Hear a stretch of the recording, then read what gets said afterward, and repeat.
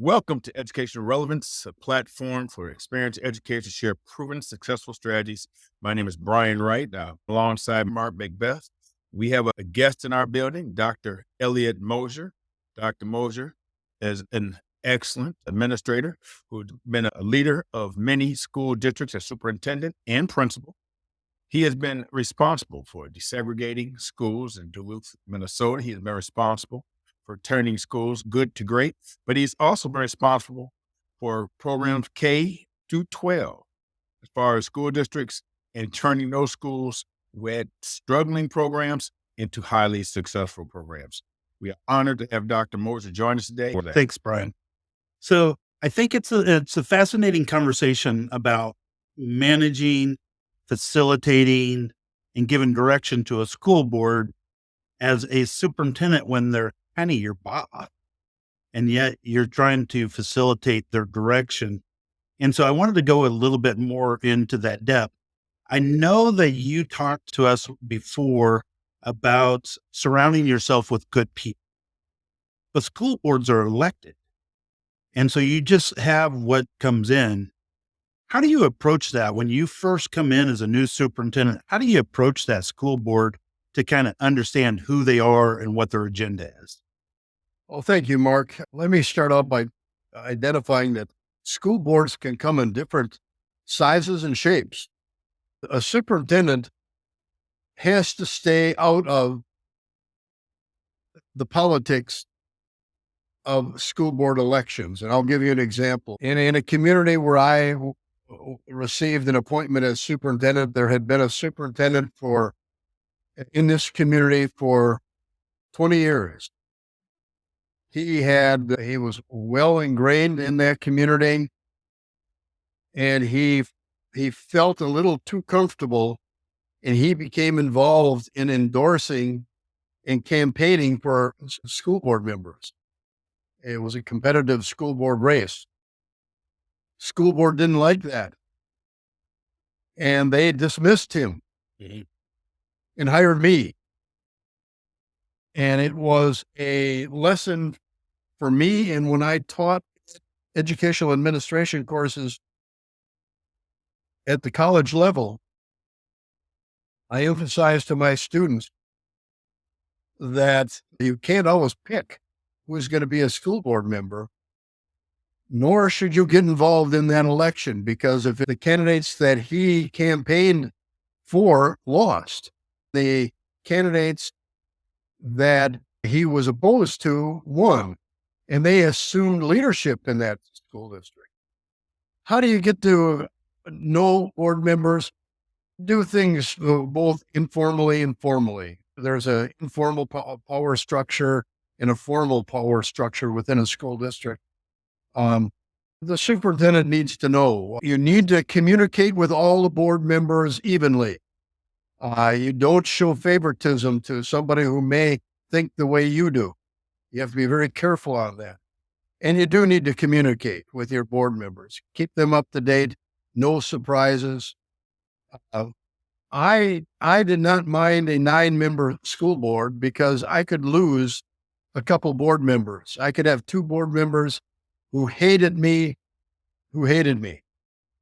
And I'd still have 7 that were on my side, and it was okay. In a community where you have a 5-member board and you lose 2, it's a little different. You're on the edge on that. And you need to work on developing trust and communicating with all your board members on an even basis. I always work through the school board president and develop good relationships with my school board presidents. And then I found that to be critical. I've had school board members die while they were in office, and we'd have to appoint a new school board member. And I've gone through that. I've gone through a time where a school board, where I was the interim superintendent, I had a school board member who quit, and the board decided not to appoint somebody. You don't always have to appoint somebody when someone dies, quits as a school board member. You have to, as a superintendent, you have to remember that the school board member is elected and they're going to be there. You as superintendent are the one who can go. And that doesn't mean that you're not strong. I will argue that you're in a better position from an employment position if you're a strong superintendent than if you show weakness and are not providing leadership to that school board. Setting goals, setting a mission, trying to get everybody on board is critical. In today's marketplace with school boards, though, Mark, it's getting more difficult because people are being elected to school boards for personal reasons or political reasons more than I've seen it in the past. And I'm seeing more superintendents leaving positions, if not leaving the occupation, because of the political nature of education in the year 2024. Given your experience, how do you facilitate board members' conversations back to the real purpose, which is educating each kid in that school? How do you get them to have that dialogue when they want to have another personal agenda? And that's their number one thing. I always felt I had to get board members to respect each other, that other board members were not the enemy, that there weren't two sides or three sides. And sometimes the enemy is not the superintendent, it's another board member. And that's where I mentioned a retreat. I've always felt that getting board members together and talking over things, being candid, is a good practice, and understanding the needs of somebody else on that board. You don't necessarily have to get people to give up their belief system, whether it's personal, religious, or political. I don't know that I ever engaged in saying to a board member, you're wrong in wanting to improve English test scores. Or most recently in my last interim superintendency, I had two school board members that were extremely interested in equity, diversity, equity, inclusion. And I happen to think that they were right in that school district. Three of the other board members may not have been as committed to those topics. And so I had to persuade people to collaborate. In that district, I spent a lot of time on this. There had been a harsh separation between the old superintendent and me. The old superintendent in that district was a friend of mine, and I still consider him a friend. But there had been a schism between the board and that superintendent.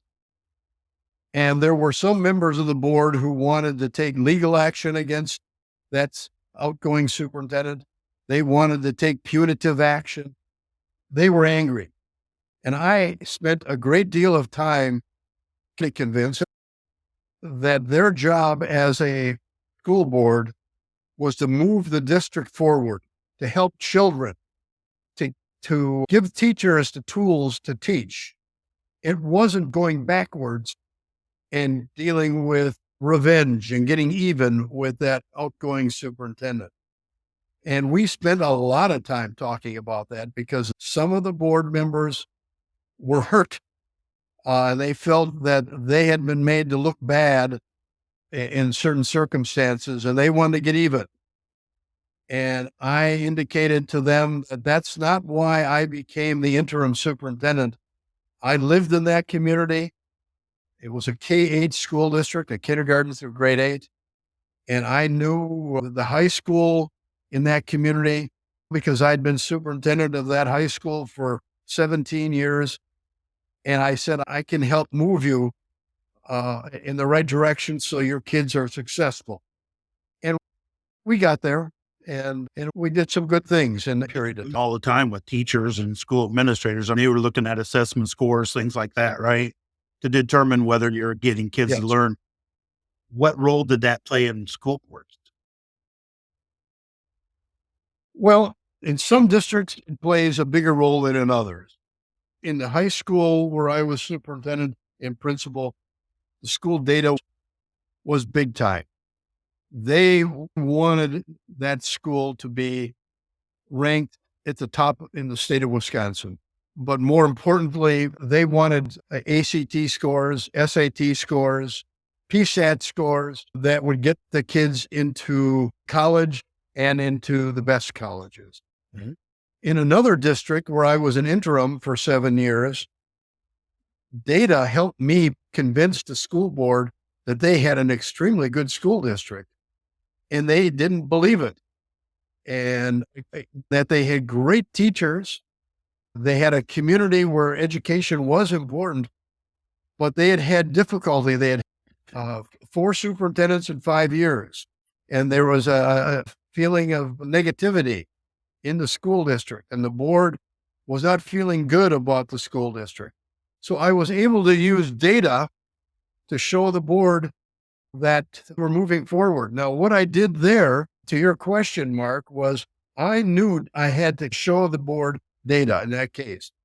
I hired an administrator to just deal with data and to do testing and interpret data and to teach teachers how to give tests and to teach the children how to take tests.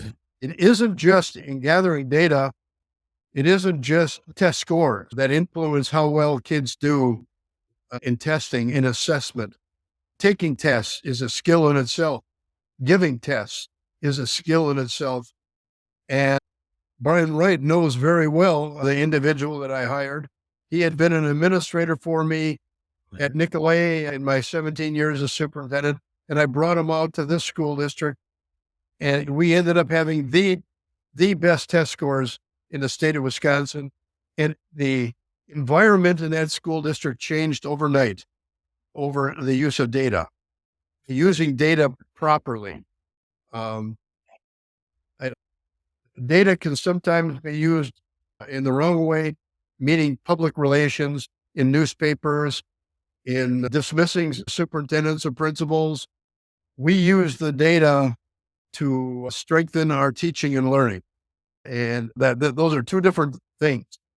Right now, I'm the executive director of an organization called Closing the Achievement Gap Consortium. It is geared towards closing the achievement gap in southeastern Wisconsin concerning students of color and white students. And data is extremely important. We've hired a company that does the data for us so we know where we're weak. We recently did a math institute, and we found that fractions were the weak spot, or a weak spot, in southeastern Wisconsin learning. And the data is what got us there. And we didn't really know fractions were that critical of an area of learning in our schools in southeastern Wisconsin. Now we know because we use data. Very good. You're talking about data and how data can be used for successes, how data can also be used for failures. How do you walk that fine line between doing what's best for students while trying to serve the egos of some of the school board members that's there? Well, you can't deny, I don't care if it's in Kansas or if it's in Colorado or Wisconsin, that assessment is part of the educational scene. And it's there, and it's not going to be removed. It's part of the accountability movement that is happening at the school board level, and it's going to be there. The test scores, at least in Wisconsin, they're released, they're public, and I never would try to find excuses on why there were test scores at a certain level. I would always try to put things in the positive vein of how we were using the test scores to improve learning among the students. I hired our testing administrator to help teachers and administrators how to use data. How can you use the test results? In the state of Wisconsin, we got into the topic of when testing took place and test scores are released so that teachers can use them. It didn't do any good to get the test scores at a certain time of the year and you weren't able to use them with your teachers and the kids. Data has to be used with teachers and not just the kids. It should be part of a professional development program. At least I found that using data, using assessment is part of professional development. And some school board members want to be able to put in the newspaper, their local communication, their newsletters, on the website, the test results. You probably can't fight that. It's there because it makes it sound like you have something to hide. And you need to be transparent. And when you're transparent as an administrative leader, you're taking something away from those critics who want to attack the schools, whether it's a public school or a private school. Be candid, be transparent. Okay. But there's that data to improve instruction. All right. Well, thank you, boss. I'm going to say this to you. Mark, I get you one last question, and we really appreciate Doc to answer these Yeah, we'll questions kind of for summarize us. some of the key points. We got the idea that the superintendent, you never want to get involved in the political parts of the election, the process, picking favoritisms, treat each board member individually, but as a team. The other side was to help board members respect each other's stuff so that they're on the same side. So even though they might come in with their own agendas and et cetera, is really to get each other to respect each other and then their roles in there, and never to give up on the overall goal of the students and maintaining that with the board, that this is the objective. This is why we're here. Even if they had their own stuff going on, there was some acknowledgement that there's some real challenges in the school board today because of how people are coming in under a particular agenda. And that leads to new challenge to superintendents. And it's kind of sad to hear that some superintendents are leaving the profession because of that. We talked a lot about data, which I thought was really valuable. How to use data not only for school boards to be able to look at their own goals and how they're moving forward, but to be very transparent with that, with teachers, students, parents, and the school board, and then utilize it at all those different levels to move the organization forward. And the other thing is hiring people that know data, that can support how to collect that data, when to collect that data, how to use that data, and be able to pull all that stuff together. I thought that was really good. And I think when you rely on data, as we did as principals, when we have data, we remove the perceptions, we remove our personal values and perceptions, and just say the facts are. And so now what do we want to do now? Absolutely. Tremendous points. Dr. Moeser, I want to make sure you last word on what we're talking about with school boards. So let me turn this back to you, sir. Well, thank you. Mark did a fantastic job of summarizing our conversation. My 38 years as a superintendent have given me respect for school boards. Some of my best friends have come from the ranks of school board members. I know that may sound strange, but over the years, I have become personal friends with some of the board members.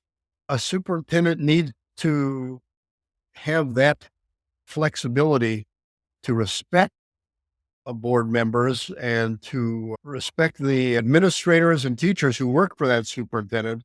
And you need to facilitate, I'll use that word again, and I think that's Mark's favorite word. I like that. Use that word a lot. You facilitate that relationship. I always felt that my staff would work that much harder for me or with me if I showed respect for my staff. And the same thing would apply for a board. You need to respect them, and they will work with you as long as you are being respectful and show respect for their position. So thank you very much. It's good talking with both of you. Thank you. Brian, I hope we can reserve the right to interview him again, because I think there's so much more there. I tell you right now, I think we can do that again. I feel confident in that idea. Dr. Moeser, thank you for everything you said today. Mark, great talking with you again. To everybody else, thank you very much for this and have a good day. Bye-bye. Thank you.